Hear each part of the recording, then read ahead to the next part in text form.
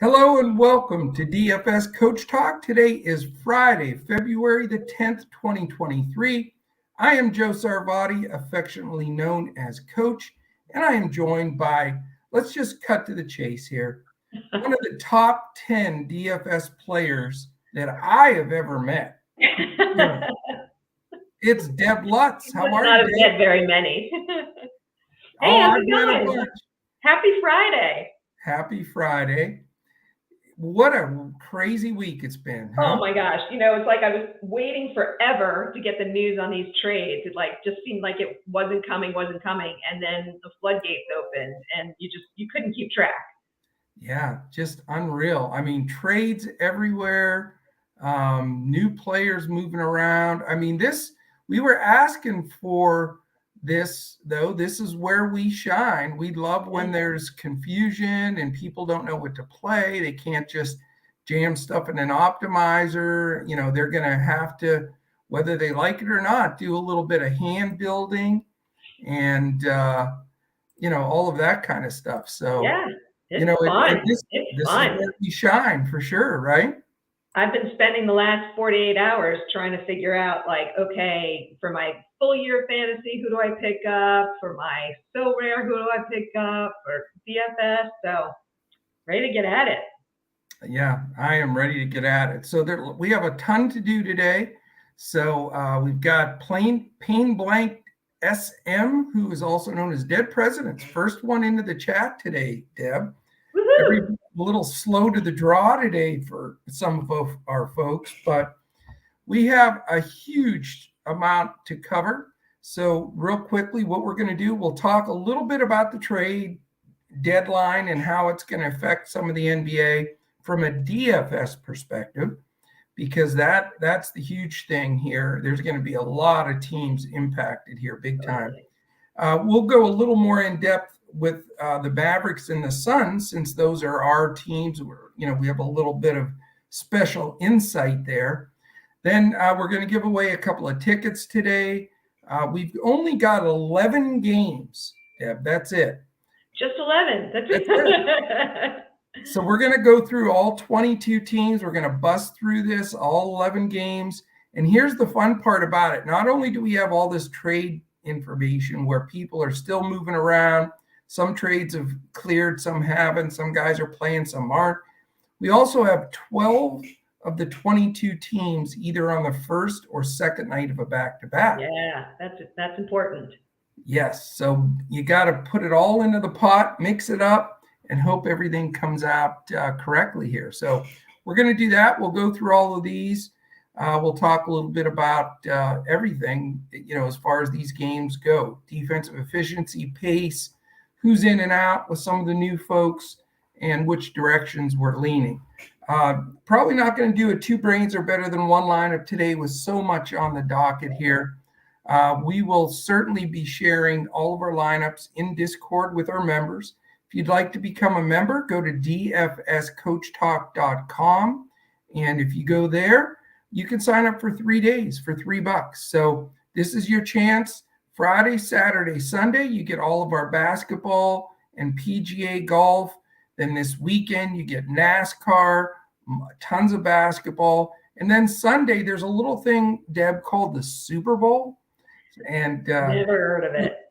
For $3, you get all that action just from joining Coach Talk. So you know what? I'm going to type that in here. And if you want to join, jump in there for sure during the podcast. And this way, when you come out on the other side, you will be ready to roll. And we give out core lineups for DraftKings, full lineups for FANDUEL and YAHOO. And we supply those a good 15, 20 minutes before lock for our members in Discord. So again, it's dfscoachtalk.com. If you want to catch us on Twitter, it's at dfscoachtalk. For the tickets that we're going to give away during this podcast, just DM me at dfscoachtalk on Twitter with your PayPal email, and we will send you those tickets. All right. Deb, let's talk briefly about the trade deadline. Yeah, let's do it. we'll spend just 5 minutes just to sort of clear the air with that, and we'll talk about it from a DFS perspective a little bit. So let's talk about the number one biggest trade of the whole thing, which affects your Suns. Somehow, some way, you can throw a lineup out there of Chris Paul, Booker, KD, and Ayton, and then a fifth. So yes, life. Oh, I know. I'll tell you, I was still awake when they announced it, and my first reaction was I was bummed because I did not expect them to trade Mikal Bridges. I really thought they were going to do everything possible, and he's the heart of the team. Yeah. And he's really emerged this year with all the injuries. He's defensively amazing, and he got better offensively, and he's the nicest guy. And so that broke my heart that he's gone off the team. But you realize it's a business, and if they want to win now, they just picked the best guy to do it. He's a perfect fit for the team, and fills a really big hole. He's going to score. He's going to rebound. Just the leadership, the experience from it's really special. So I'm excited. I'm lined up to get playoff tickets, and can't wait to face the Mavs in the finals in the West. Well, I'll read you real quickly. So I'm excited for you and for Suns fans. I think it's a wonderful thing to get KD and have those four guys in your starting lineup. But my goodness, they better win it this year and next year, because I'll just read you the full trade real quick, just because it's so mind-bending. So KD and TJ Warren come over for, like you said, two really, really good young players, Mikal Bridges, Cameron Johnson, and then there's some foreign player also that they have control of that they move, and then a 2023 first round pick, 2025 first round, 2027 first round, 2028 first round, pick swap in 2028, a second round pick in 2028, a first round in 2029, and a second round in 2029. And Jay Crowder. And yes, Jay Crowder is gone or goes as well. So that is pretty big haul for Mr. Durant, that's for sure. Yeah.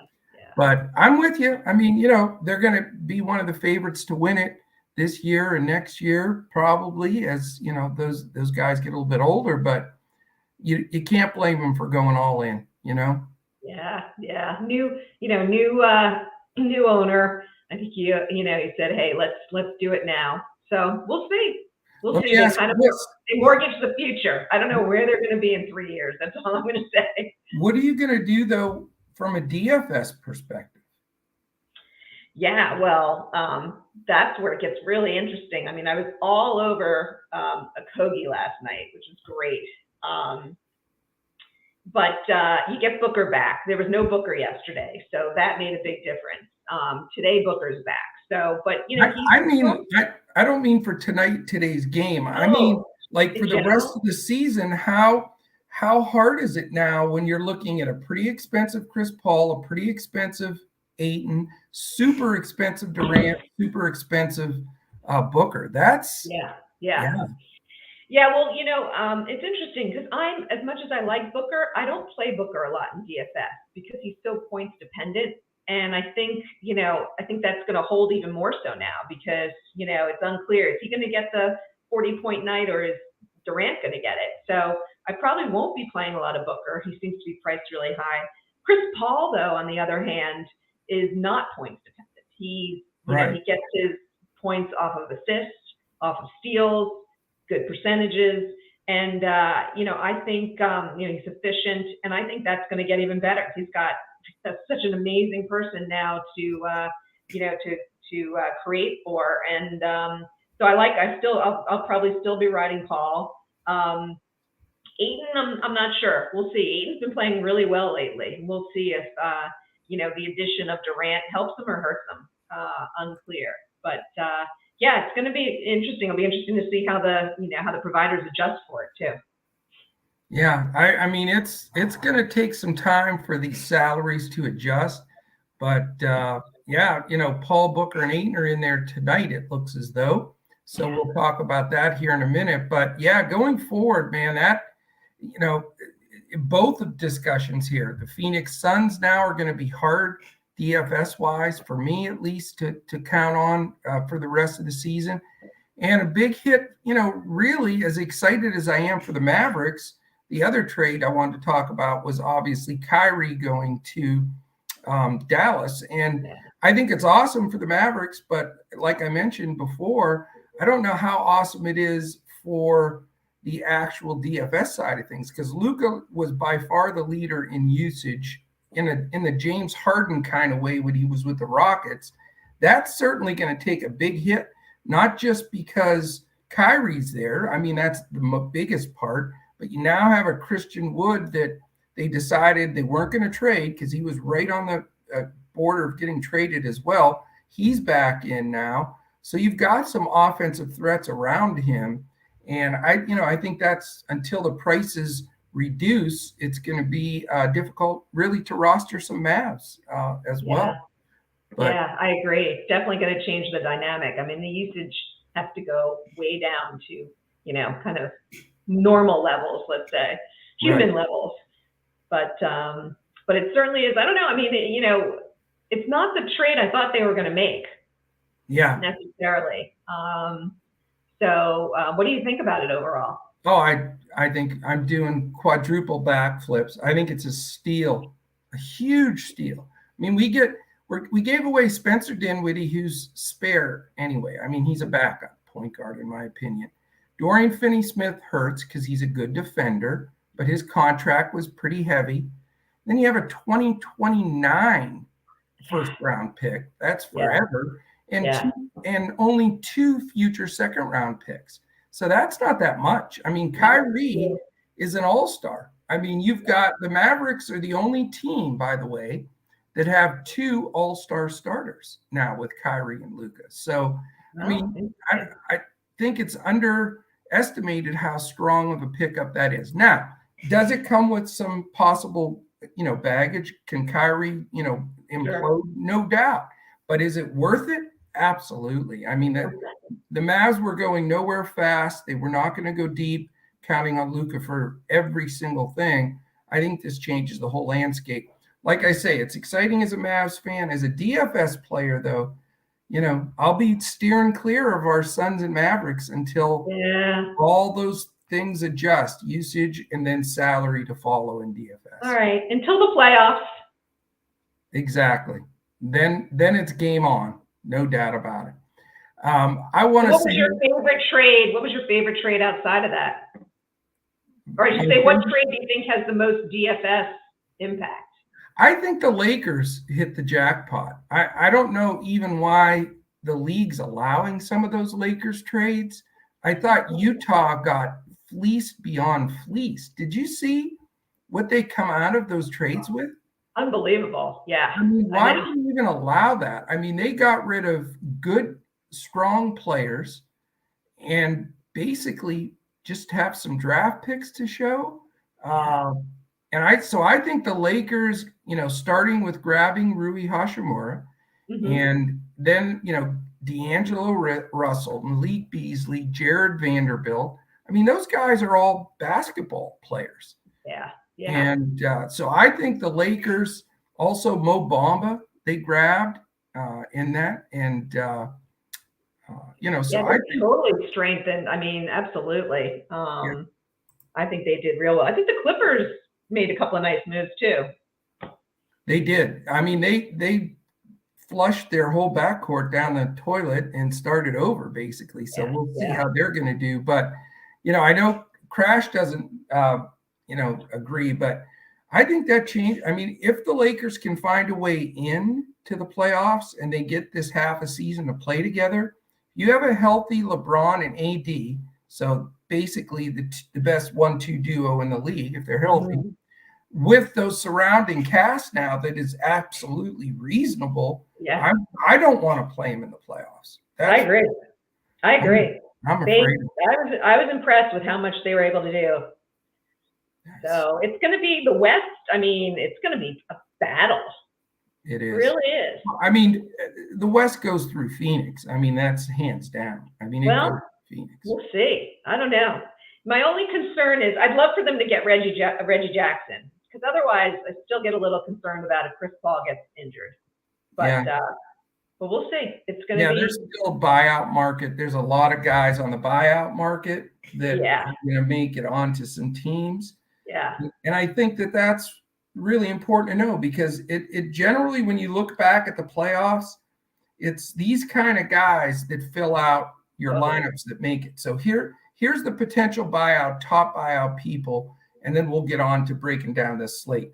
John Wall, Russell Westbrook, Derrick Rose, Alec Burks, Patrick Beverley, Terrence Ross, Nerlens Noel, Rudy Gay, Will Barton, Danny Green, Kevin Love, Serge Ibaka, Reggie Jackson, Dwayne Dedmon, Corey Joseph, and George Hill.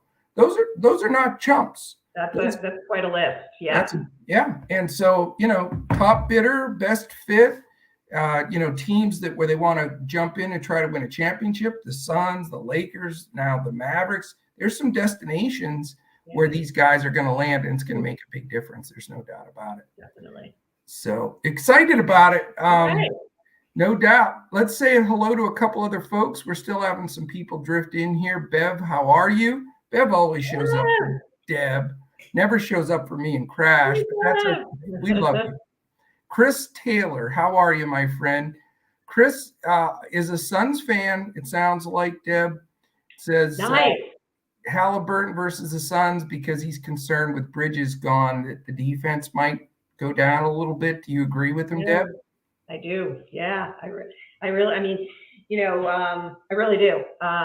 If Halliburton, assuming Halliburton is, back to health, I think the defense definitely takes the hit. That's going to be the one bummer until they pick somebody else up.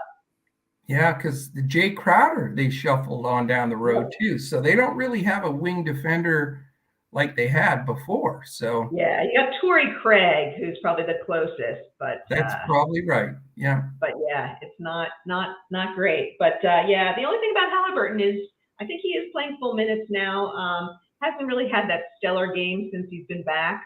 Right. So he's pretty pricey. So that's my only caution. But yeah.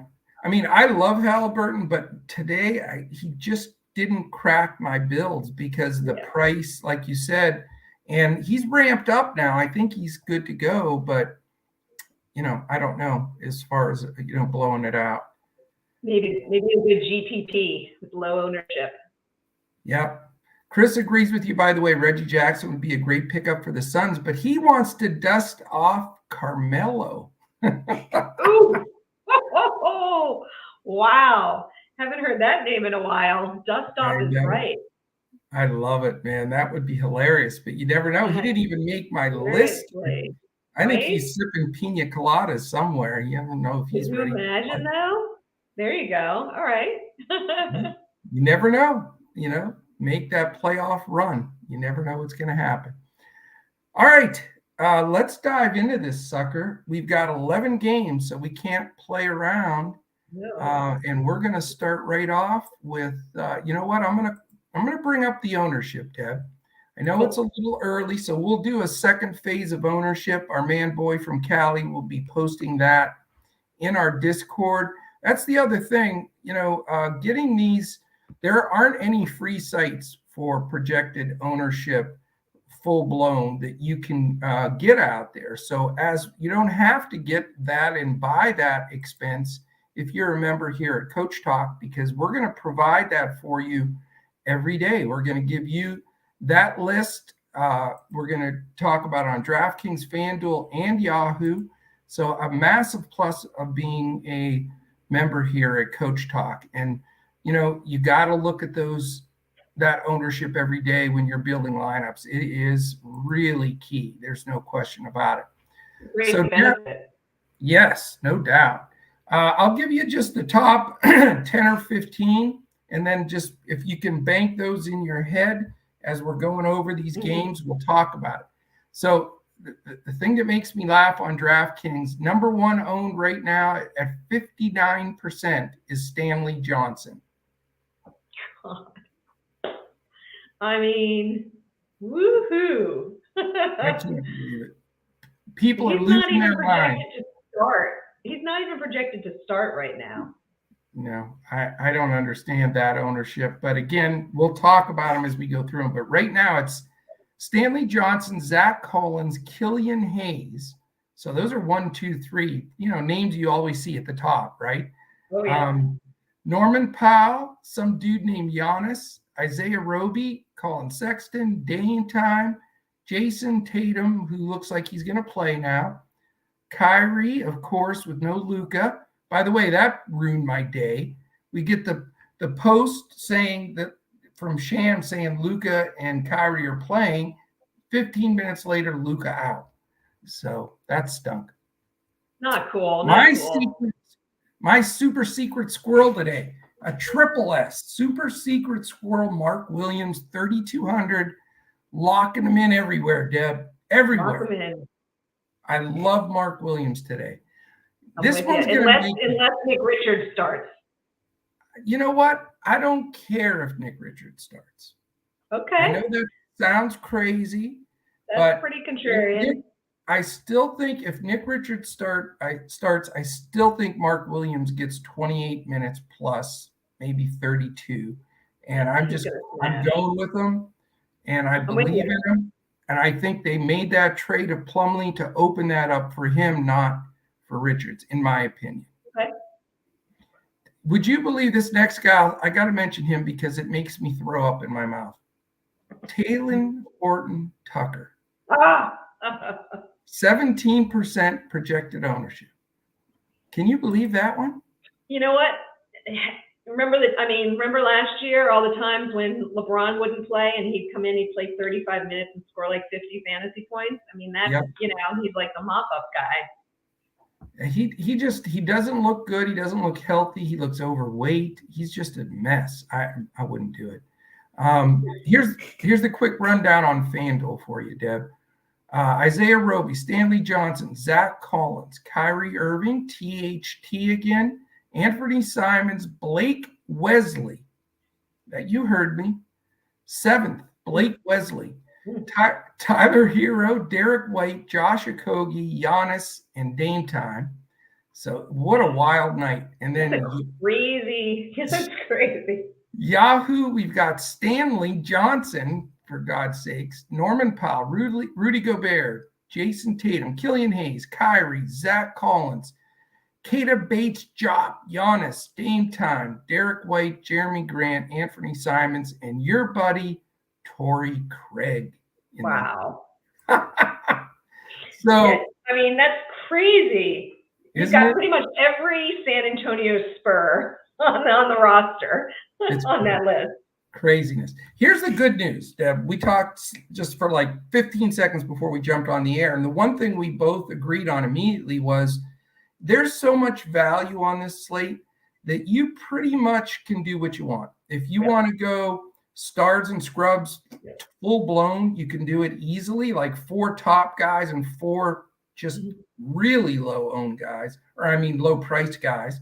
Or you can do a mixture of some high guys, and you're going to get a bunch of value in there that you can still get some of those 9,000 and 8,000 guys. So the bottom line is there's not going to be a lot of duped lineups today, and you're going to be able to pretty much do whatever you want. And then once we factor, again, when we talk about these teams, all the back-to-backs, all the trade maneuvers, it is wacky. That's for sure. So our man boy from Cali's in there. How's it going? Where's Joe K and some of your dudes, boy from Cali? Let's get them, rile those suckers in here. LeBron, AD, and D'Angelo Russell, go Lakers. Adam Hurley, have you seen Adam Hurley? Is he new? Not before. First time for me, yeah. Laker fan, clearly. Is he related to Bobby Hurley, the ex-Duke great? Adam, great to have you, my friend. And I agree with you. I'm terrified of the Lakers with this new lineup. And it's hard to believe D'Angelo Russell, talk about full circle. The dude was drafted 2nd overall by the Lakers, and now zoop all the way back to the Lakers. Craziness. All right, let's dive in, Deb. No time like the present. All right. We've got 3 7 o'clock games. So we're going to have 3 locks early on. You got to get your ducks in a row. That's why we're doing this podcast earlier than normal. The first game, again, 7 o'clock, Spurs 14-41 against Detroit 14-42. How's that for a little Wembanyama sweepstakes game? Pop's got the first night of a back-to-back on top of everything else. So, and the players that he has available here are terrifying. So here's the thing. Everybody's going to the Spurs for value. Boy from Cali already put evil chalk doers, whatever, in there because people are going to go for the Spurs. Number one, I trust Pop as far as I can throw him. Secondly, they don't want to win. Third, they're on the road. Fourth, they're an underdog. And then fifth, I don't care. These guys are still going to, even though they have 8 or 9 guys, they're going to all get minutes and they all stink. They all stink. Yep. So you've got San Antonio, the 6th fastest pace, Detroit 10th. That makes me interested. And guess what, Deb? These are the 2 worst defensive teams in the league. Dead last and second to last.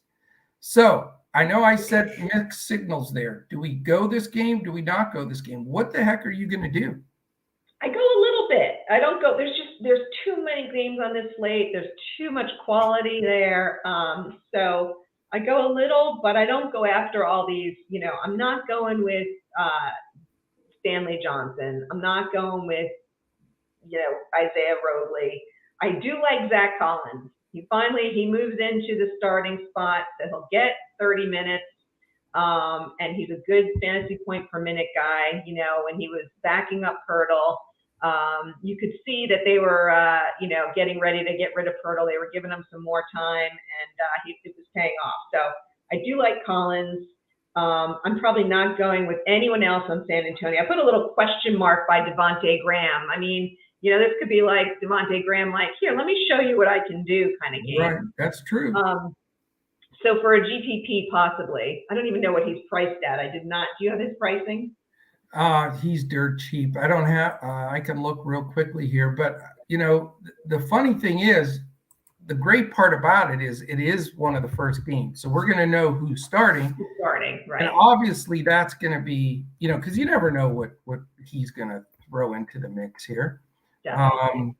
So, that is huge. Devontae's 3,000 dead men on DraftKings. Yeah. He's an interesting, if he starts, he can score. He's an interesting play, particularly against the Detroit backcourt. But I'm not going to go after some of these other Yahoos, just because if McDermott starts. I mean, everyone's going to play like 20, 22 minutes and be yuck. On the Detroit side of things, a couple of things interest me. I just think they're their record is as bad, but I just think they're a better team with better caliber of players. Yeah. Bogdanovich, looks real good in this matchup. Jaden Ivey, is much more athletic than, who they've got on the other side. And Killian Hayes has shown that he can do a nice job in the point guard position. So I'm probably going to have Collins and probably a Detroit player. Okay.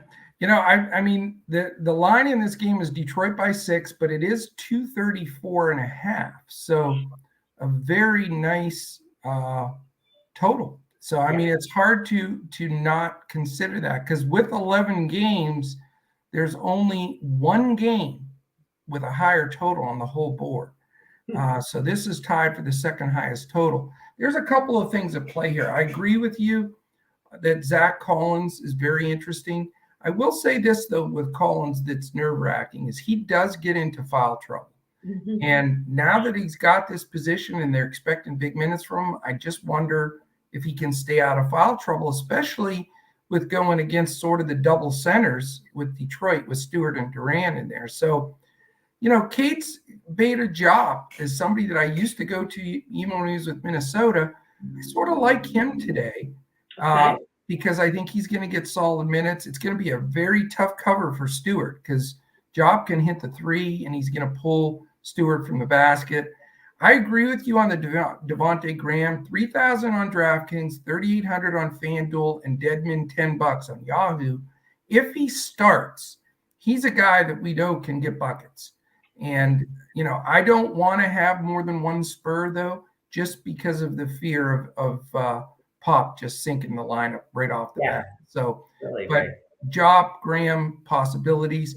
On the other side of the ball, one of the top 5 guys I expected to get moved at the trade deadline was Bogdanovich, because he's an experienced, good piece for a contending team.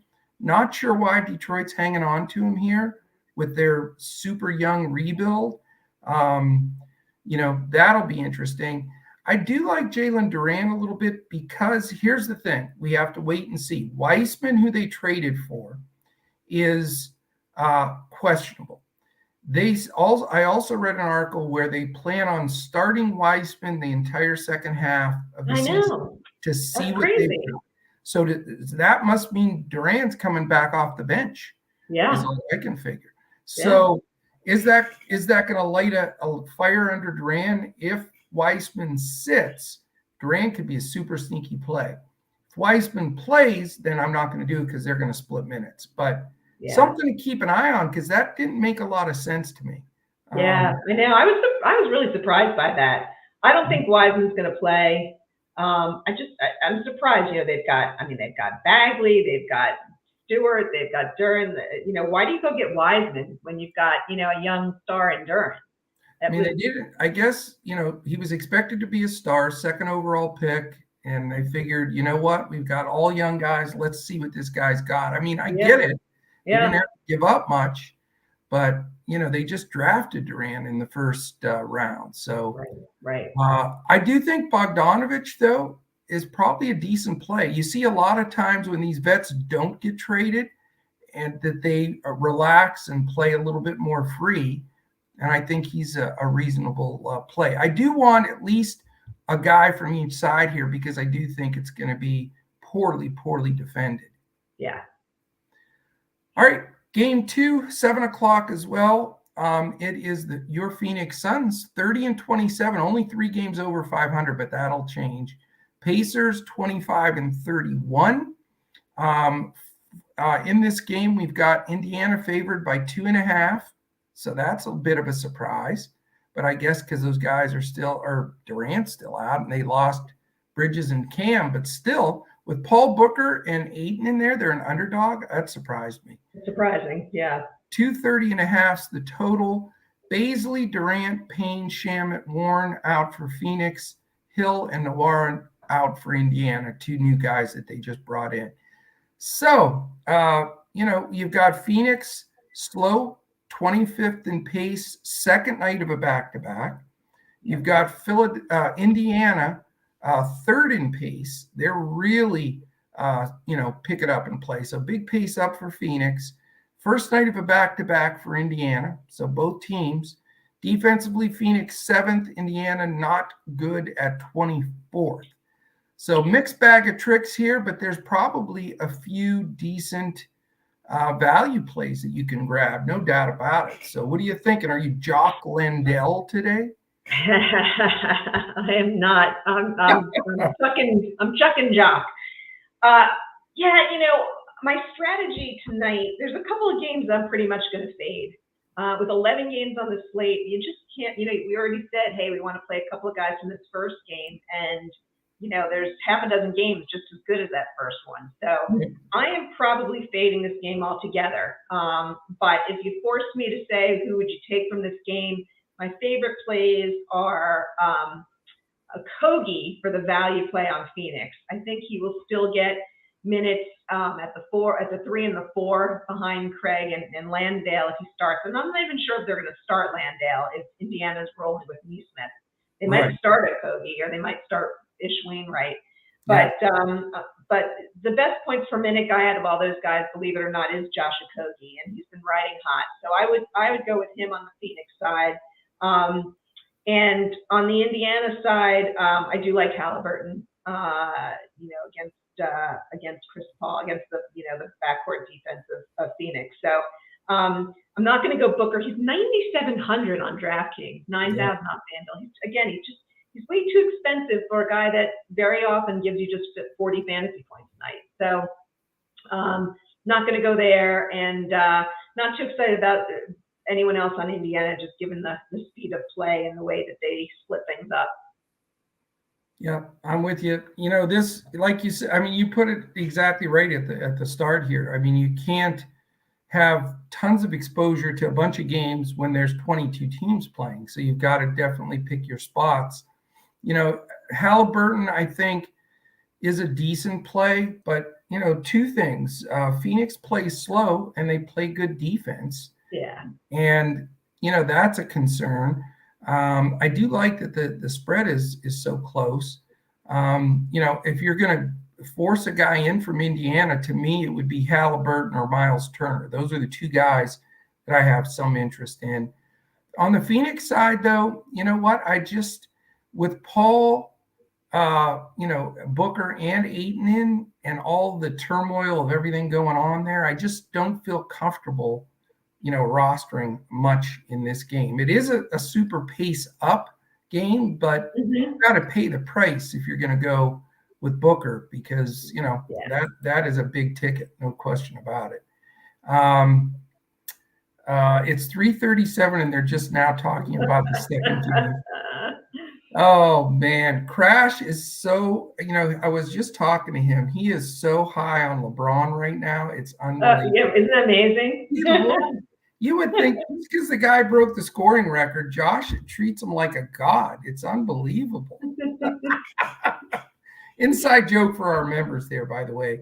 Crash not check marking LeBron for his all-star ballot is all I'm going to say. I do want to say this, though. Again, welcome to Adam Hurley, king of all trades. Great to have you in here with us. Love that you bring in the Good Friday vibes. That is important. Charlie, Mr. Charlie, hello, sir. Who else? Josh, boy from Cali. We got people jumping in, so that is a good thing. All right, we're going to keep this train moving because we can't play around today. I can't do my pitter-patter stuff. We got to go. We have a third 7 o'clock game, also very interesting.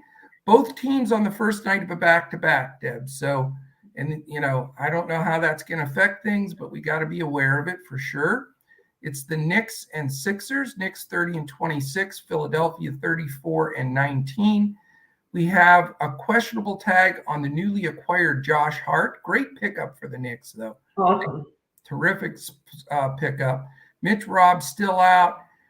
The eternal Joel Embiid questionable every day. So now Embiid and Gobert have officially joined AD and LeBron in that whole we're just questionable every stinking day. And then Jalen McDaniels, a new pickup for Philly, is out. So good pickup for Philly. Yeah, that's a sweet little pickup too. Nice for their depth.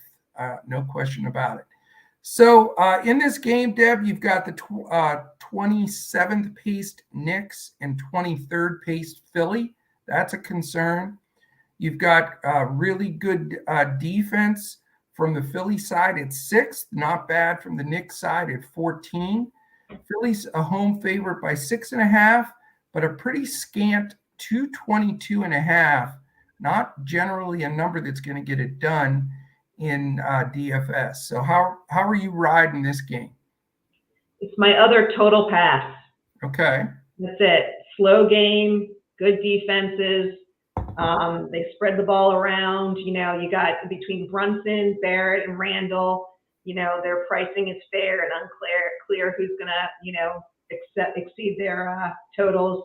Same thing on the other side with Harden, Embiid, Maxey, Harris. It's just, I don't see anyone popping on this game at all. So it's a total pass for me. Well, do you think Embiid plays again? Even he's had this questionable. I do. Yeah. I do. I think it's a back-to-back for them, and they're playing the Nets tomorrow night. I think he plays against the Knicks and sits against the Nets. Yeah, that makes perfect sense. And and that's the case more than likely. I think that's going to happen. But we got to keep that news up. For me, it's very simple. I love James Harden if Embiid does decide to sit. James Harden would be a plug and play in all my lineups.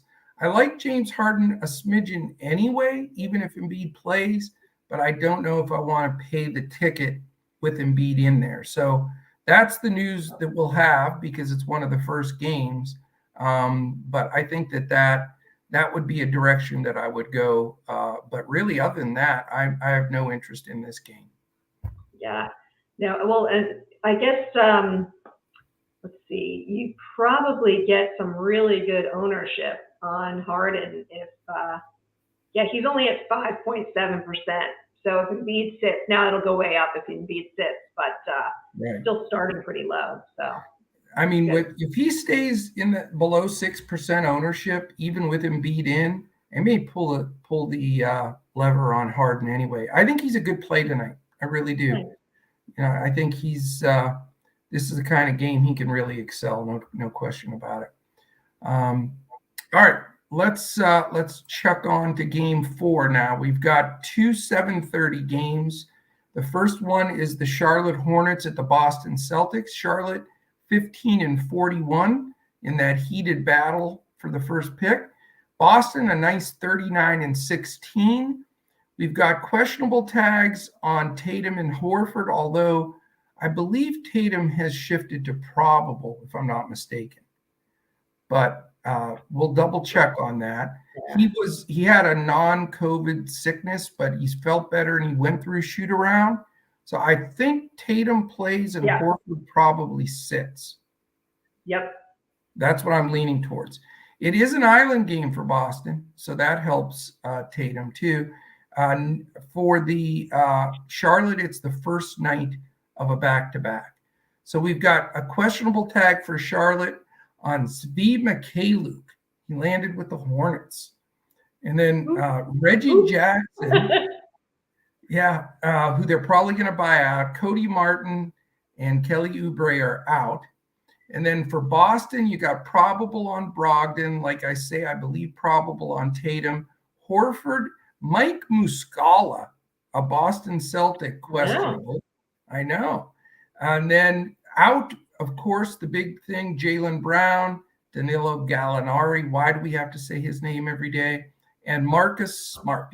So here you go. First big decision for me on the day is how much do you trust Jason Tatum? Because we know we love to force him in there when Jaylen Brown is out. But we've got a couple of things at play here. Boston's an 11.5-point favorite. That's scary.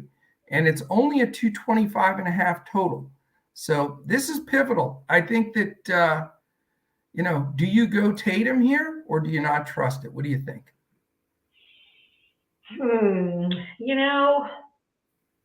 I've decided to not go Tatum. I'm sort of leaning towards the fact that he had some kind of an illness. So he's good enough to go, but maybe not 100%. I mean, it is against Charlotte, so that makes it really attractive. But given the scoring total and given the illness, and again, 11 games, there's a number of guys right at the same price as him or right around it that, that I'm a little more certain on. Okay. Yeah. So I'm not going Tatum. You're not going to go Which there? Means you will. No, I'm, as of right now, I'm not, but I'm not ruling him out yet because it sounds really silly here, but it's that whole domino effect. I'd like to see if Horford's going to play or not, because if they're going to be that thin, Tatum is technically like a 4. He can play any position, but he gets such good ancillary numbers. I know he's been turning it over quite a bit, but those extra numbers really, really help. And I'm super tempted. But as of now, I don't have him in. I do really like Robert Williams today. I think he's a great play. I think his price is still right. I think this matchup is really good. And he's now getting into the 30s in minutes, which we've waited for a long time. I think he's a dangerous play. Like I say, I'm going to watch all this news that's dropping. Tatum's still a possibility, but really for me, Robert Williams is the better play price-wise. I do love a guy on the other side of the ball that is one of my plug and play buy-ups today. LaMelo.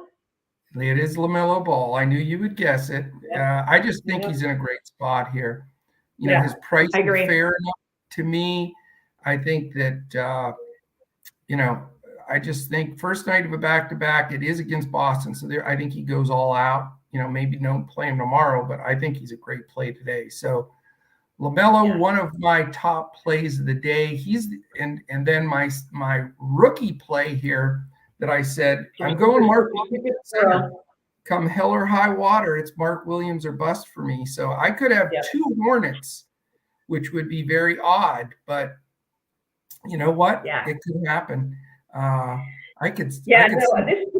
This game was popping for me too, which is surprising given the total amongst everything else. But you know, I mean, Charlotte's defense is really weak, and you know, I think there's some good value on their side too. I mean, I completely agree with you on Ball and Williams. I like them a lot. They're gonna, you know, Williams is going to be in just about all my lineups, and Ball is going to be there as well. I even, you know, I even like Hayward, you know, whose price keeps coming down. He's any night he can give you 35, 40 fantasy points. You know, they're getting thinner. So I think, you know, he's a decent value. On the other side of the ball, I'm getting harassed by a boy from Cali who thinks we should smash. No. But you know, I think there's other players at that price point that I like. But I do like several players on the Boston side, frankly. I mean, I think Sam Hauser has stepped up in a big way with the absence of Jaylen Brown, and again, he's surpassed Pritchard. I mean, Pritchard's more of a point guard, but he's getting more minutes. And without Marcus Smart, there's minutes to go around there. So he's super cheap at $4K. I think he plays well. I mean, I absolutely loved him. He was a no-brainer when I thought that Tatum was going to be out, but even with Tatum in, you know, I think he's probably even going to start. So I like him a lot, and I also like I continue to like Brogdon, who I just think is a real solid play. And against the second team of Charlotte, he should smash. And then I totally agree with you on Robert Williams. So yeah, I think there's a lot to like in this game. I do too, and I don't know if it's going to get a ton of ownership, to be honest with you, with all that value and then pay up options. You know, want to continue to follow the news on Tatum. We'll follow that but Robert Williams, LaMelo, Mark Williams. I'm going to go with the Williamses. You're going to see Williams. So nice. We'll see. This is going to be a key game early on, so we'll know where we stand, I guess, as things shake out. Quick hello to Double D David Dulax. We have one of our two Double Ds in there. Travis Wyndham from the franchise of the Hotel Ownership Extravaganza has joined us. Let's see. Boy from Cali is loving Mr. Tatum today. Mike Tyson, Earl Pep Tyson in there with us, looking maybe he's going to win a free ticket. He's usually pretty lucky. Let's see. Coach is going to is that Kyrie Irving? Are you suggesting I'm a Mavericks homer? Come on, Charlie. Rose, you're in there. So great to see you. Doug L, we're looking for a Doug W today. And don't forget Josh Davis and your best buddy there, Steven, are doing the Super Bowl podcast tonight. So catch that for sure. Oh, let's see. Super Bowl podcast will be tomorrow at 11 a.m. Eastern. So another shift in the force here. So that's the new live thing, 11 a.m. Eastern tomorrow, Super Bowl preview with Josh and Steve. And don't forget, Steve's wife got tickets to the Dave Matthews Band tonight. How about that? Yeah. Some of our young viewers are saying, who the hell is Dave Matthews? Yes, so enjoy that, Mr. Steve, and those guys will give you their enlightenment in the Super Bowl information tomorrow. No problem at all. Doug L was almost a W. Well, tonight there's no almost. You're going to be full out sweep mode here. We're just getting out the scoop, and we're scooping up all the wins. It's that simple. All right. Anybody else? Anything else? Your best center on FanDuel for Mr. Mike Tyson. For me, it's Domantas Sabonis is my top center today. And my value center is Mark Williams. Josh Davis says up there, Mark Williams is a good value play. Hey, mister, have you been checking out my thumbnail, by the way? Stealing my value play. Can you imagine that, Deb? Sheesh. Just jumped in there and stole my value play right off our thumbnail. That is just so low. Such a low blow. How low can you go? Exactly. Come on. All right. I don't know if I missed anybody. If you have any questions, throw them in there. Do you have a top center you want to share with Mr. Pep Tyson? My top center, so very similar to yours. I would just have to say, probably the only other option is Zach Collins, but it's Sabonis, Collins, and Williams are my three. Wow, we're on the same page today. How about that, huh? This is terrifying. That's Usually crazy. Opposite lineups. I do want to mention, if any questions we'll take in there, you don't have to super chat for us to answer them. We're going to answer everything. But if you do want to super chat, even $1, it all goes to charity. Boys and Girls Club is the charity for the month of February. So we still have, it's a short month, so we don't have that much longer, 18 days or something. So please, if you have some loose change, let's get it in there for the Boys and Girls Club. And if you want to join us at Coach Talk, it's dfscoachtalk.com. Somehow I turned off, I had that highlighted, and now I don't see it. Where is it? There it is, Deb. I'm not completely clueless technology-wise. Not completely, huh? Just a little bit? It's close. It's close, but not completely. All right. Let's keep this train moving. And the other 7:30 game, Deb, it's Utah Jazz at Toronto Raptors. Jazz are 27-29. Toronto is 26-30. Toronto, a nice 7.5-point favorite as Utah continues to make all kinds of crazy moves. Crazy. It is a 229.5 total, which is reasonable. An important piece to know is Jordan Clarkson. He's questionable. So that is important because with the shift with Conley and everybody gone, there's just a whole different rotation there. And we want to be on the front end of that. So if Clarkson's out, that makes Sexton massive to me. Markkanen a good play as well. Kessler. So I still think you have some really good Utah plays here. Yeah. Jones, Potter, Toscano Anderson, and Westbrook are all out. He'll never see a Utah jersey. You know that. For Toronto, Jakob Poeltl is questionable. So he's not completely out from what I see yet. He's back to Toronto. We'll see if he's going to play or not. Usually it takes an extra day because of Canada and all that shifting around. So we will see. I'm not expecting him to play, but let's keep an eye on that. And Anunoby, who was like 1,000,000% going to be traded, I don't understand that. He's still out, and they didn't trade him. So very confusing situation there. Yeah, for sure. Yeah. Utah's on the first night of a back-to-back, and they're obviously shorthanded with all this player movement until they plug these new guys in. And Toronto Island game, 11th in pace for Utah, 24th for Toronto. Defensively, not very good here. That's why you're approaching 230 for that Vegas total. You've got Utah 27th and Toronto 18th. So this is a game people are going to look at and be confused with all the information and movement of players and stuff. I don't think this is a game you can sleep on personally. What do you think? I don't think so either. I think there's definitely some value there in Utah, all over Sexton, particularly on DK where he's fourth out. I mean, he's going to be the starting point guard. He's been mostly a bench player the entire season, so I don't think you're seeing his real potential. He used to be a starter on Cleveland, and he was regularly, a guy who was in the 6,000 range. So I'm definitely, he's going to be in every one of my lineups tonight.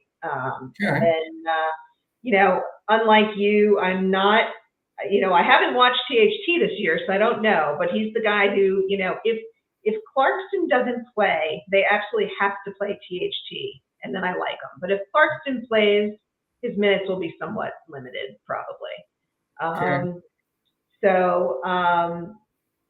And I also like Kessler a lot in this matchup. I think he played Toronto recently and had a really good game. And again, they've lost so much of of their punch in I guess Conley and Beasley and Vanderbilt that I think Kessler gets a full load of minutes and has a good game. And on the other side, I mean, Utah's not that great right now, and so I like some of the matchups. The Siakam matchup I really like. The Van Vliet matchup I really like. So not crazy to go with the Toronto players, but they're just not quite hitting my lineup. But I don't think they're bad plays. Yeah, I mean, there's so much temptation here. I mean, do you remember 2 years ago when it was the rookie, Garland was a rookie for Cleveland and Sexton was the other. They were the backcourt for Cleveland. Yeah. And they were ranked dead last defensively, those two guys. And we used to attack guards against Cleveland all the time. Well, with this shuffling, if it is Sexton and Clarkson in the backcourt for Utah, that is right there with Garland and Sexton in the old days. I mean, we're talking a sieve type of Olay defense. So I haven't played Fred VanVleet, I don't think, since maybe the opening week of the league, because he just doesn't seem to blow up his numbers at all. But he didn't get traded. He's set in place there. And if Sexton and Clarkson are the starting backcourt, I'm going to have to dial up some Fred VanVleet. I just think he's going to be a sieve of defense there from the Jazz side. I agree. Do you? I'm with Good. you. I like to hear that. I like, again, Sexton a lot if Clarkson does sit, but I think they'll split some shots there. I agree with you on Kessler, and I think Markkanen also a good play. If Utah keeps this close enough, that's the big question is, can they keep it close? If they do, I think you can dial up Sexton, Markkanen with Kessler and feel good about it. Not all three, but a combination of two of them, very likely. And then I'm just big on Van Vliet. On the other side, I think Siakam's always dangerous. He's just so pricey that it makes it difficult. But those would be the two go-to guys there. Again, I'm not going to sleep on this game. I think you're going to need some exposure there. I think it is a game that you have to at least look at and consider having some ownership without a doubt. Totally agree. Like it. Let's keep rolling. We have 2 8:00 games, and then we have 4 late games tonight, Deb. I don't remember 4 late games in a long time. Right? Yep, 3 10:00 and a 10:30 Eastern. So definitely a lot difference. I'll tell you one thing about living on the West Coast now. I don't feel like those games are late because they start at 8:00. I know. They're great, aren't they? Isn't it awesome? I never feel like I'm doing those crazy 1:30 in the morning where I can't keep my eyes open because you get the nice. Exactly. It's awesome. So Doug L asking about Trent on FanDuel. Okay. I do like Trent on FanDuel, 6,100. I do. I think he's a solid. Go ahead. I'm sorry. No, I was just going to say I think he's a solid cash play. Yeah, if you don't have the money to spend up to Van Vliet, I'd still take Van Vliet over him. But if you have to go cheaper, I think Trent's a good secondary choice. No question about it. Great. Hey, real quickly, MH, I don't remember. Is MH new? I don't remember seeing MH before. But if you're new, we love you, MH. Welcome to the Coach Talk family. Great to have you with us. What do we think about Wiseman? For me, I'm not touching Wiseman today at all. Here's the reason. He's questionable. He's with a new team, doesn't have his feet about him yet. Yes, they said they're going to play him, but they also have Jalen Durant. So even in the best scenario, they split minutes. It's on a 22 teams playing, not worth it. If Weissman sits, I think Durant is playable, but I wouldn't play Weissman regardless at this point. So that answers those. With you. Weissman is out. So that puts Jalen. Thank you, Josh. That puts Durant in my player pool for sure. So that is good. Trent on FanDuel, not a bad price. Doug L, Doug W. I think that you do have to consider that. Like I say, I'm going to try to get to FVV if I can, but not positive that I can get there. Yeah. Okay. You ready for the next game on the docket here? Let's do it. We've got two 8 o'clockers, like I said. The first one is the Houston Rockets at the Miami Heat. Houston 13-42, Heat 30-25. No Green or Porter. That would be Danny Green, not Jalen Green. So don't get that confused. So the newly acquired Danny Green, who I would think they'll buy him out. I'm pretty sure. Yeah. And then Kevin Porter's still out. Miami, Gabe Vincent is probable. No Jovic, Lowry, Oladipo, Robinson, or Yurtseven. So they're still playing shorthanded all the way around.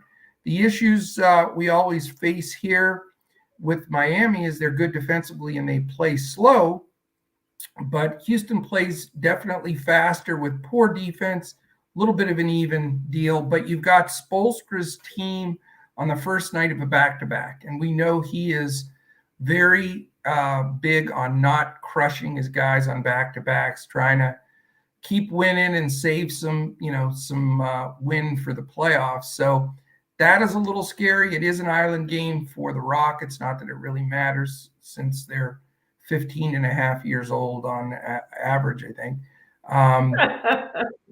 12th in pace for Houston, 28th for Miami, 28th defensively for Houston, 4th for Miami. Miami's favored by a big fat 12, so we have probably the biggest possibility of a blowout here of any game, and it's a disgusting 220 total, Deb. So what are you thinking? Yeah, I know, right? Lowest total, biggest spread, back to back. I don't love it, but cherry picking one Miami guy, and depending on how much money I have, it's either going to be Tyler Hero or Gabe Vincent. I think Tyler Hero is going to smash tonight against Jalen Green defense. He's the one guy on the team, frankly, when he's playing, he does get the minutes. Like, Butler's old, Vincent doesn't get the minutes. They'll probably rest out of Bio a little bit, not play him as much, but Hero gets like 38 plus minutes. He really plays a lot. Without Lowry in there, I think he handles the ball more. I think he can nail a ton of threes against his team. So I like Hero a lot. Vincent would be my second guy again, money-wise, but other than that, I'm not going after any of the higher pay-up options on Miami. And on Houston, Jalen Green does play better. He gets more usage with Porter out. But against the Miami defense, I just don't see this being a high-octane game. They play slow. Houston wants to play fast, and Miami's going to slow him down. So, and Adebayo's defense is solid for Şengün. So I'm not going with anyone on the Houston side. Okay. Boy from Cali agrees with you on Tyler or Mr. Hero right there. Yeah, it's not surprising. Look at his avatar, right? That's right. Good point. Exactly. I thought that was a selfie. Oh, no. It might be. Maybe he is. He's Hero's twin. You never know. Like the boy from Cali. Big Jeff, how are you, man? Thanks for joining us. We'll go over some value plays as we go and talk about some other ones. I like Mark Williams as a value center. Mark Williams. Sam Hauser, Colin Sexton. There's tons of value, enough value to go stars and scrubs if you want. And I'm not going to even say your last name today, Jeff, because Crash isn't here to bail me out. And unless you want to take a shot, Deb. Jeff C. There we go. Jeff C. How you doing, my man?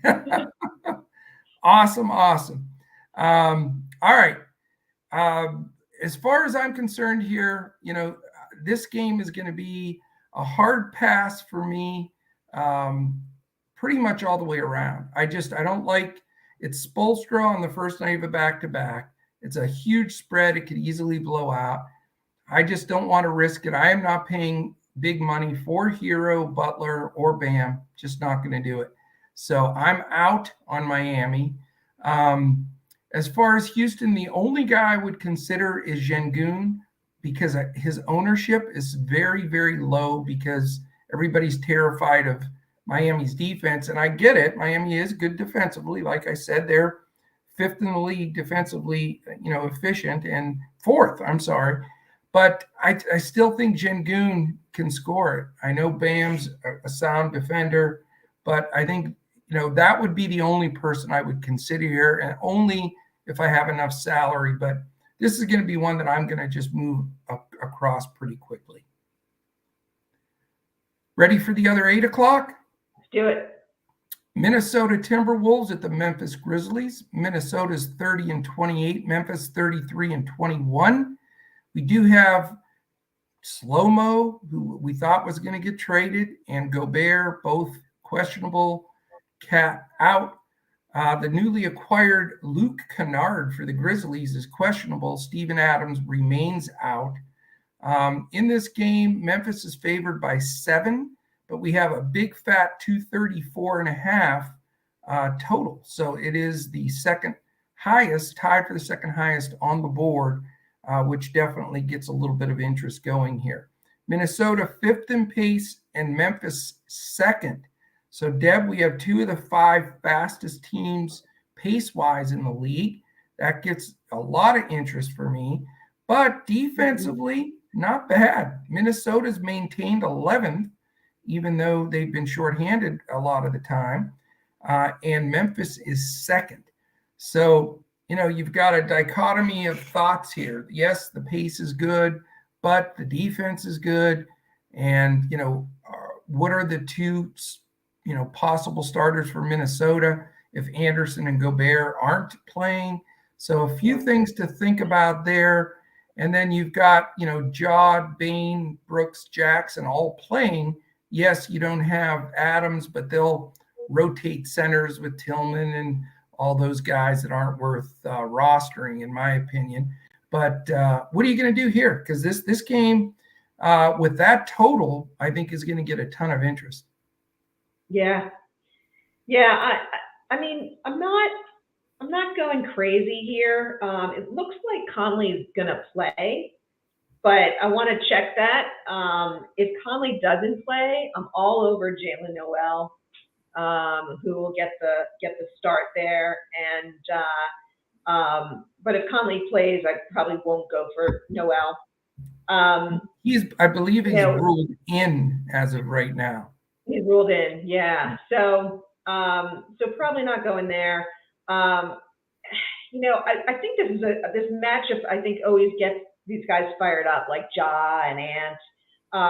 So, and I think they both can have really good games. I do really respect Desmond Bane's defense, though. When they played each other earlier this year, Bane was not playing, and Edwards went off. So I'm going to stay away from Edwards tonight, but I'm tempted to go with Ja.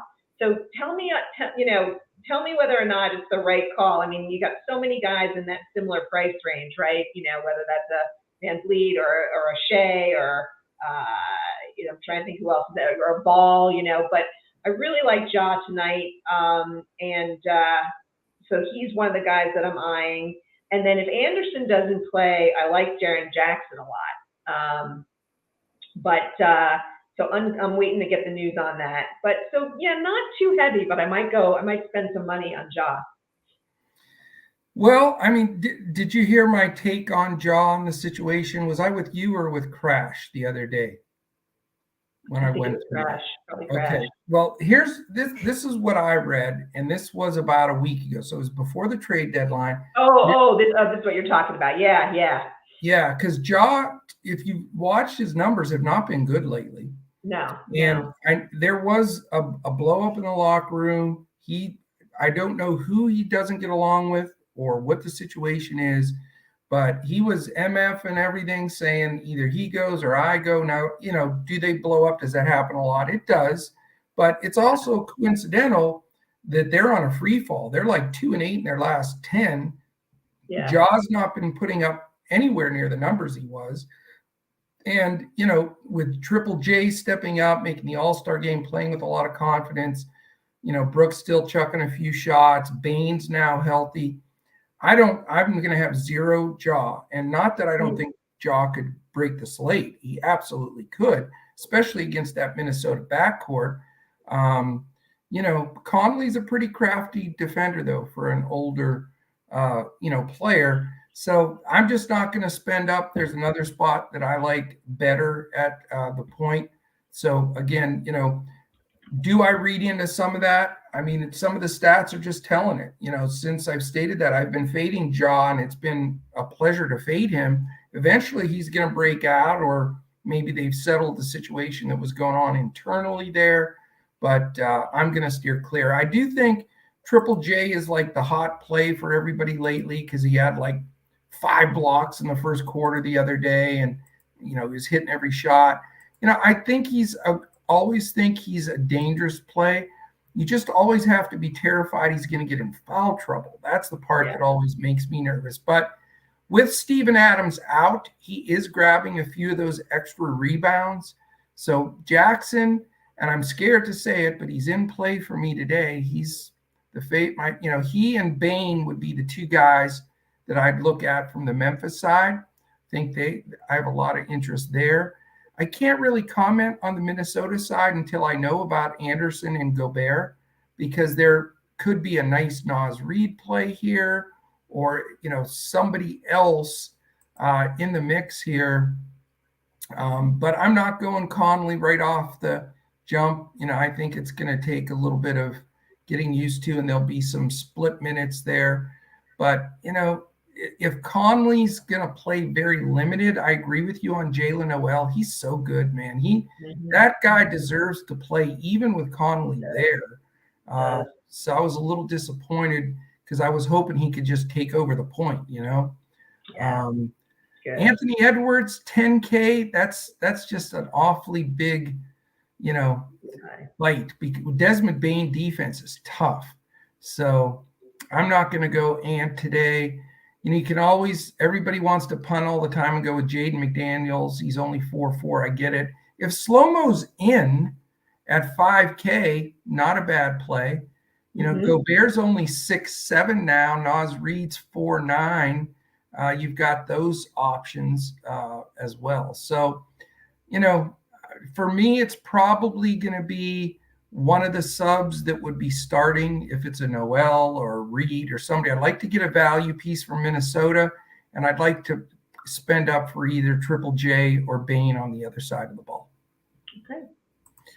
All right. And again, we could recommend the top guy from every game. I love Gerard. Oh, sure. I love this guy, but what good is that going to do our listeners? We don't mince words here. We tell you what we like, and we know that we're under salary restrictions. So No, definitely. I mean, and the crew's helping me. I mean, nobody likes Ja tonight. It's really interesting. Yeah, it is. It really is. And again, that could be dangerous. Who knows? Bev wants to know your thoughts on Naz Reid, I think.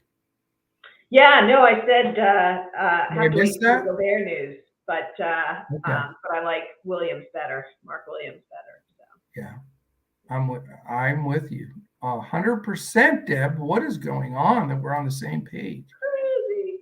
Okay. Oh, Double D David Dulac does not like Ja either. Boy, I better reconsider my Ja. That's what I'm saying. Dulac doesn't like Ja. Boy from Cali doesn't like Ja. I don't like Ja. Yeah, that's scary.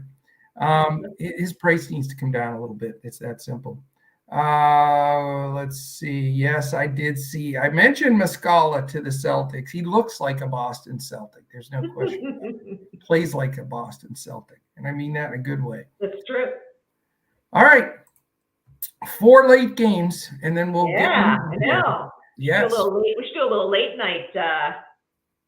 After hours, right? After hours. Yeah, we can do that. We can do it after. We haven't done an after hours for our members. So we're not going to do the 2 brains because we're time factors today with 4 games left. But in Discord, we'll do regular lineups, and we'll throw an after hours in the mix tonight too. Yeah, so okay. Can't beat 4-game late slate. All right, the first 10 o'clock games: the Cleveland Cavaliers 35-22 against the New Orleans Pelicans 29-27. No Rick Rubio or Dylan Windler for Cleveland. Everybody else is back full throttle. No Daniels, Liddell, Richardson, or Cheeseburgers Williamson. Those guys are out. Cleveland's a road favored by 3, but only a 223 total because Cleveland games have a tendency to go under. It's that simple. Cleveland's on the first night of a back-to-back, and there are some guys on this roster that do get babied a little bit. So we're going to have to watch that closely, but it's right now expected to be their regular Garland, Mitchell, Okoro, Mobley, and Allen lineup. But Cleveland's the slowest team in the league. They make the Mavericks look fast at times. And the horrible duo that I always talk about, they're also the #1 defensive team in the league. So whenever you have a DFS game, that you got the slowest team and the best defensive team in the matchup, it definitely gives you some pause, and it should. New Orleans 13th in pace, which isn't bad, but they are good defensively. They're 8th. So this could be a very dangerous game, or if you can find a one-off here, it may be a great spot to go. What are you going to do much with this game? So I've been thinking long and hard about this one because I really like Garland in this. I think I'm not sure why, but McCollum matchup. I think it's a good matchup. Everything that you set out says don't pay up. Right. This game, but I think that I think Garland versus McCollum is the best matchup. Mitchell has I don't know if he's injured. He seems to, he plays and then he doesn't play. He's really been underwhelming. Has not really had a good game in a couple of weeks. And so I think Garland is the alpha tonight. And I think it's going to stay close. And I think I don't know. That's just kind of my gut. So I've been trying to, it sort of flies in the face of how I usually play, but I like him a lot tonight. And so right now I've got him in my core lineups. And then the only other thing would be to consider LeVert because Rubio is out. So LeVert will probably get a few extra minutes. So as a sort of a mid-range value play. Okay. I won't spend much time on this game. With McCollum, Ingram, and Joval all playing and playing against the slowest team and the best defensive team, nobody's in consideration for me on the Pels side. When Garland and Mitchell play and Mobley and Allen, it's hard for me because there's just not enough possessions. With somebody's out, I like to filter to one of them, but I just don't feel good about it. It's very slight interest to Jared Allen at center, but other than that, this is going to be a full pass game for me. All right. I was hoping you were going to say, good call, Deb, good call. on which one, Garland? On Garland, yeah. I don't like Garland tonight, but that doesn't mean a damn thing. I don't. I think Mitchell, when he does play, Mitchell goes. He plays, and I think he gets 30-some minutes if it's close. And I just don't see paying the money for Garland when I think Mitchell's a little better, and they're both just too expensive. I just can't go there. But when Garland's on, he's an absolute monster. It's just that's a tough spot, I know. usage-wise when you're having to share the ball. No, it's definitely not, it's definitely not going to be a popular play tonight, which maybe is a good thing. Although, low ownership is good. There's nothing wrong with low ownership. GJP, as I call Garage Junkie Productions, great to have you with us. And he always reminds us to gently hit that thumbs up button and say, hey, what's up? Mobley over 1.5 blocks has been almost a lock on Prize Picks. Yeah, I mean, he's a great defender. He does underwhelm at times, though, having to split that inside paint. I love Mobley when Allen sits, that's for sure, but I get it. No doubt about it. Oh, look at that. Boy from Cali even called him GJP, which is hard to say, but that is stuck as a nickname. We're growing some viewers in here, even though we're long today. It's great to see everybody in here. So, fantastic stuff. All right, we're down the stretch, Deb. We can do this. We have 3 games remaining. A 10 o'clock game, Oklahoma City Thunder, 26-28, Portland, 27-28. I'm desperately trying to get Portland into the playoffs so I can get to a playoff game. It looks like your favorite player of all times is not on the Phoenix Suns anymore. Dario Saric. I know. I'm so sorry, but he's probably... I'm going to miss the mustache. Oh, God, that poor dude with his mustache. I know. It's like the reverse. I don't know what it is, but God bless him. Saric is probable, so you can use him if you want, Deb. Dort and JRE are questionable, so you never know what the deal is there. It'd be nice to know. Poku's out, though. The newly acquired Kevin Knox is probable for Portland. Interesting to see if he gets decent run. Questionable is Arcidiacono, KJ, known as Keon Johnson, Cam Reddish, Matisse Thybulle, all the new folks in Portland. And then out are Baji, Nurkic, and Winslow. So a ton to unpack there, Deb. 2 teams that need every win for the playoffs. Lots of news by trade and by injury. And then on top of that, we've got a mixture in the stats lines. Both teams on an island, though, which makes it more plausible. Oklahoma City's 4th in pace. Portland's only 20th. So good pace up for Portland and the Dame supporters here. Defensively, Oklahoma City somewhat towards the middle. They're 13th, which they were in the top 10. So they've been leaking oil a little bit defensively because Dort's been out, I think. And then on the other side, Portland, that's what's killed them. They just don't defend. They're 26th. And so hopefully with these trades, they maybe will try to ratchet that up a little bit. But Portland's only favored by 3, and it's a 239.5 total. So we have a winner. This is the highest game on the board. And I guess my question to you is, how much interest do you have here? I'll give you one clue, and then I'll let you do your diatribe. My favorite play on the whole slate is in this game. That's all I'm going to say. So, what do you? Yeah, you don't even have I wonder if it's the same as my favorite play on the entire slate. Well, he's also in this game. What are you doing? All right, so I like 4 guys here, 3 most likely. Okay. But my favorite play on the entire slate is Jeremy Grant. Oh, wow. Love Jeremy Grant. Love his price point. Love him against the front court of OKC. I think he is going to smash through his number. I'm projecting 42 fantasy points for Mr. Grant. I'm having him in all my lineups. He's like 6,600. Okay. I also like Jalen without a Y Williams. Yeah. Pretty solid value play. And I really like SGA tonight. Very good. You're waiting for my reaction. I'm guessing that your favorite player is Simon. Lillard.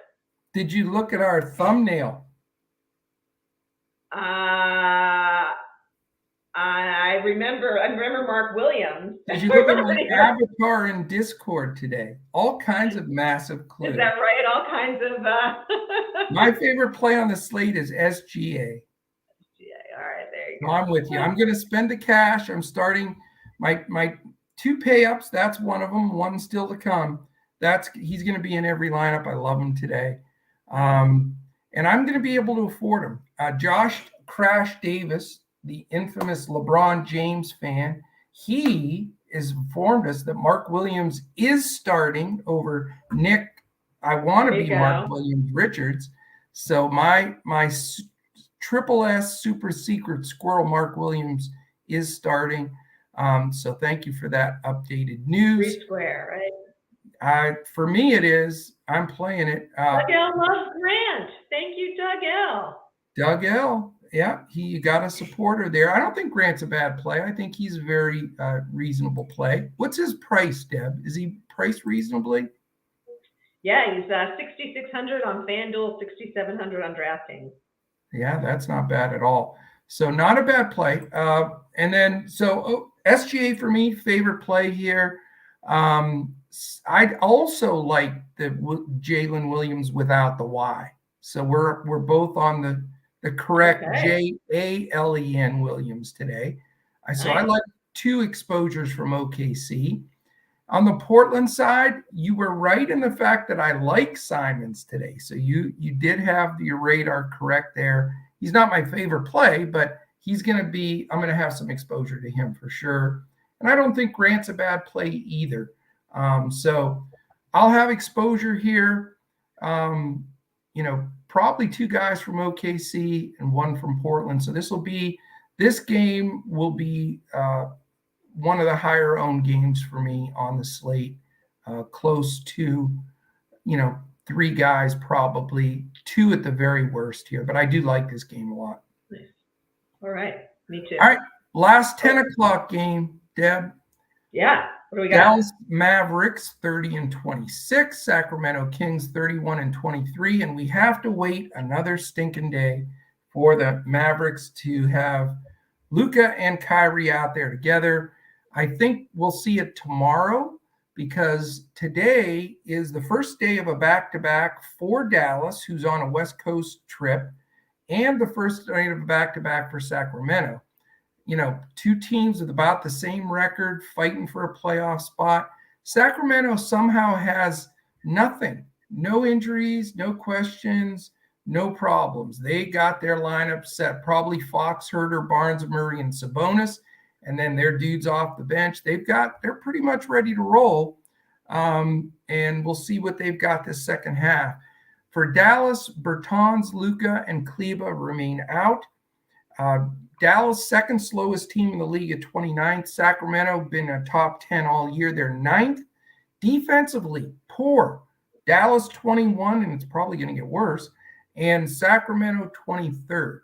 So it's a 4-point Sacramento favoritism is all, and a 233.5 total. So again, this is just brutal today because this is another game that you can't really sleep on all told. Right. And, and whoever said it in here, believe it or not, I'm not going with Kyrie Irving today. I know that's a shock, but I just don't feel it. I don't think it's the right spot. I think that they're going to, not try to just gas him out and sit him tomorrow if Luke is back. So I just think there's too much against it. And Kyrie's super expensive. So I just don't want to go there in a pace game that I just don't feel is going to be great. So what are you going to do here? Well, don't say Josh Green. Don't say what? Josh Green. Why not?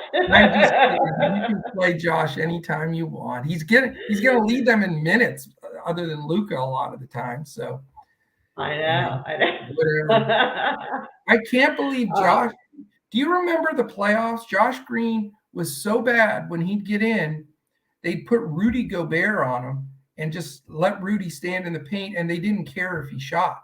So here's a guy that when he came in, couldn't see the floor. He was he wasn't even that good in the G League.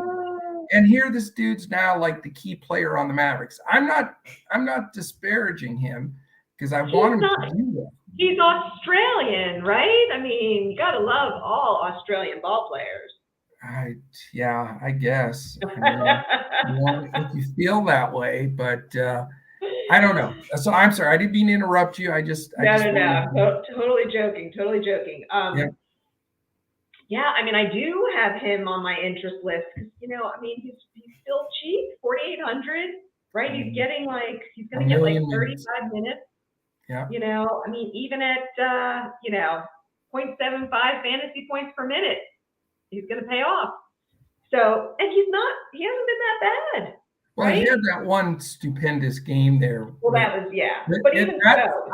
I think the Mavs sold to the devil that game because he and Dwight Powell went ballistic and they won. And so I've got a feeling if you see like a red, what's the pitchfork that the devil holds? I'm afraid. The devil, right. But the reality is, I mean, he's gonna play minutes, so he's good for at least 25 fantasy points. And so, I don't feel like the floor is that low against Sacramento defense. So, he's not like who I'm targeting, but could be like the last guy in if I just happen to have $4,800 left over. On the other side of things, so I struggle with Dallas. I struggle with, when Doncic doesn't play, I struggle with who to play on Dallas. So Green is sort of my scapegoat. I'm not going to play Kyrie either tonight. On the Sacramento side, I like Sabonis a lot. I also like Fox, and I'll hopefully get to one of the two, but that's about it. Yeah, I ran out of money and patience at the end of the night. Yeah, I mean, you can't play them all. That's for sure, no question about it. I will say this: Sabonis is my other favorite play. The two guys I'm starting every lineup on every site are SGA and Sabonis. They're the 100% plays for me. I'd love them in this matchup. The Mavericks' interior defense is absolutely horrible. I mean, right now with no Maxi Kleber, JaVale McGee has gone back into his headspace of his Shaq and the Fool days. He's lost his mind. They have nothing on the interior, zero. So any good interior player is going to destroy them. And Sabonis has all the moves, just like his dad did, right, left, pivot, step under. And if you don't guard him, he'll go out and hit the three. So smash play for me, very simply. Again, I'm not going to pay up for Kyrie just because he's too expensive, and I'd rather go with SGA there. But I don't trust anybody else on the Mavericks side. I hate to say it. So it's going to be no Mavericks for me. Sabonis or bust, and I'm just going to move to the last game. All right. It is. It's that scrappy team that everybody likes to root against, the Milwaukee Bucks. They're 38-17, Deb, against the LA Clippers, 31-27. Giannis probable, so count him in. No Crowder. No Middleton, no Portis. Those are three guys that are going to be serious rotational dudes for them. On the other side, no Eric Gordon, no Bones Highland, the new bodies. The big news, no Kawhi Leonard, which is going to make Paul George super, super popular. And Mason Plumlee is not going to suit up just yet. It'll be interesting to see the time split with him and Zubats once they do. So in this final game, you have Milwaukee on the second night of a back-to-back. Clippers on an island game. 15th in pace for Milwaukee, only 26th for the Clippers. Two pretty strong defenses, third for Milwaukee, 12th for the Clippers. There's no spread that I have. I need an updated spread. Does anybody have an updated spread on this game? It got taken down for some reason. So I've got 227 as I've got 1.5 point spread. Okay, thank you. So it's that's a pretty tight spread with no Kawhi in there. I don't know. What are you going to do here? Are you going Giannis? I mean, is he the obvious pay up guy today? No, yeah, I mean, he's not obvious because he's so much more expensive than anyone else on the slate. Right. So, I'm playing around with a lineup where I can fit him in, but I don't like it as much as the lineups I have where he's not in, because I can get to two really good pay up guys. Yeah. Just given all the value. So, I like him. I'll probably fool around with the lineup, but he's not a must play for me. On the other hand, I feel like Paul George is a must play. I don't know. Granted, Milwaukee's defense is good, but they're susceptible to the three, which Paul George should be chucking a bunch of them. He's the man when Leonard's out. Yeah. And he's not that expensive. He's sub 9K. So when you compare him to some of these other guys, he can just as easily, score as high as SGA or Ball or any of these guys who are over 10K. So I'm going to have a lot of them.